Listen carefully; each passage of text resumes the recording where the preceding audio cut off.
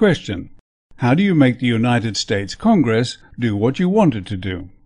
Answer: buy it. How can that be done? By making sure that a majority of senators and congresspersons are in your pocket, so to speak. You mean bribe them? If supporting candidates with massive campaign contributions so that they will do your bidding if they are elected is bribery, then yes, you've hit the nail on the head. But isn't bribery illegal? It should be, but very little seems to be done about it.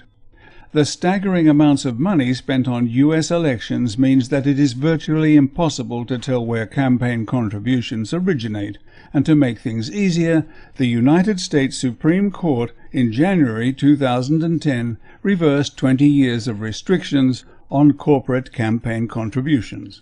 If I wanted to buy Congress, which candidates should I choose? Democrats or Republicans? Both. Then you can't lose. The winner does what he's told, and the loser isn't going to report you for breaking campaign contribution rules because they've already accepted your tainted money in return for promises to further your political agenda. The system is as safe as houses, the House of Representatives and the U.S. Senate. But who would have enough money to do all this? That's an easy one. AIPAC, the American Israel Public Affairs Committee. And if you're wondering where they get the money from, a lot of it comes from the American taxpayer. Every year, loyal U.S. citizens dutifully pay their federal taxes, which are then used for many purposes, one of which is to supply aid in various forms to Israel, currently estimated at being about $3 billion per year. Some of this aid is used to buy U.S.-made weapons, which allow Israel to continuously threaten its neighbors and enables them to finance the hugely expensive apartheid wall, effectively fencing off the Palestinians and making them prisoners in their own land. It is self-evident that some of this money is bound to find its way back to the United States to be used to top up the election campaign funds for politicians, who, when elected, will be very keen to vote even more aid to Israel next time around. So, not only are American taxes being used to support the apartheid state of Israel, some of that money is being used to help elect candidates who are more interested in getting re-elected than they are in America's best interests, which means that Americans are actually paying for the demise of their own democracy. Yet democracy is something which successive U.S. presidents have been crying out is a basic right for everyone on the planet. What hypocrisy! It doesn't much matter which candidate wins, Democrat or Republican, or at what level, congressperson, senator, vice president, or president. He or she, having taken the proverbial 30 pieces of silver, is now expected to do AIPAC's bidding. The penalty for not doing so being the withholding of campaign funds when the next election circus comes to town. But before that happens, the AIPAC circus is coming to town. Washington, that is, May 22nd to May 24th, 2011. But before we take a look at their agenda, I want to explain my pronunciation of the name. In all of these words, the AI combination sounds different. Diamond, daily, pair. So we have a choice. I suspect that the organization prefers AIPAC to deflect attention away from the fact that it has little to do with A for America or Americans.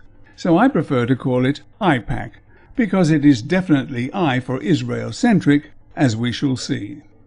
The AIPAC Policy Conference is the pro-Israel community's preeminent annual gathering. The event attracts more than 6,000 community and student activists from all 50 states, and more than half of the Senate, a third of the House of Representatives, and countless Israeli and American policymakers and thought leaders, and so on and so forth. But it's a one-way street. Take a look at some of the issues on the agenda.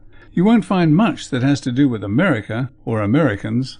Example: Israel didn't like the Goldstone report on its savage attack on Gaza in December 2008 and January 2009, so AIPAC pushed the United States Senate to vote to rescind United Nations support for the report and take no further action against Israel under its recommendations. The resolution, which passed by unanimous consent on April 14th and was sponsored by Senators Kirsten Gillibrand and Jim Risch, comes after Justice Richard Goldstone retracted the central claims of his controversial report that falsely accused Israel of targeting civilians during its caste-led military campaign.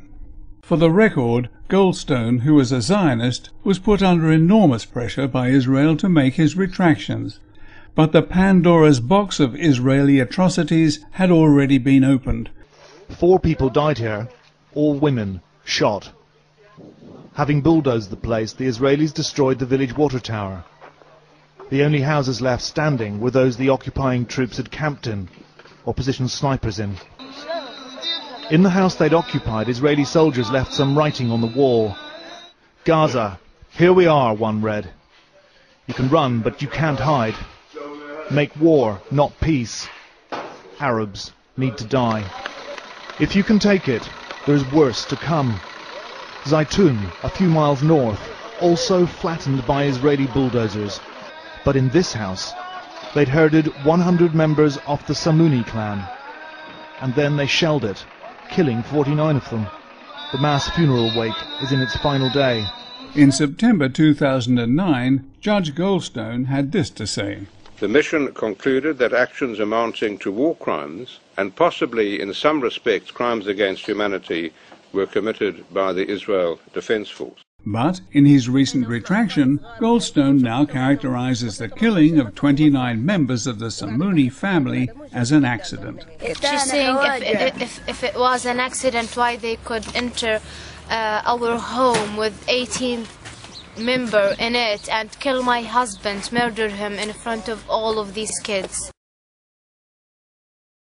So why are these two trying to cover up Israel's appalling human rights record? And what's the going rate for that service rendered by this pair of Roman Catholic senators, one Democrat and one Republican? 30 pieces of silver for their campaign coffers? Or a bit more to take care of inflation?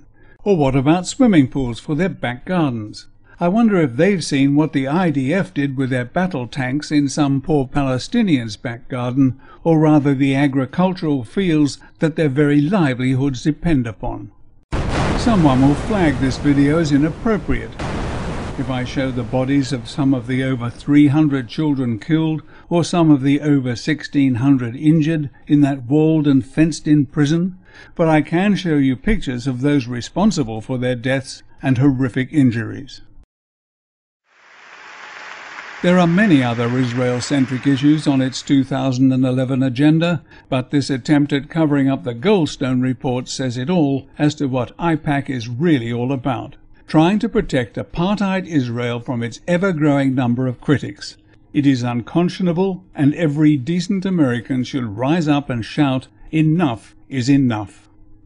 In this graphic, the orange represents the population of the United States, approximately 310 million citizens, while the P represents the membership of AIPAC, a mere 100,000 people, a pressure group whose clearly stated aims and ambitions put the interests of Israel above and beyond any other consideration.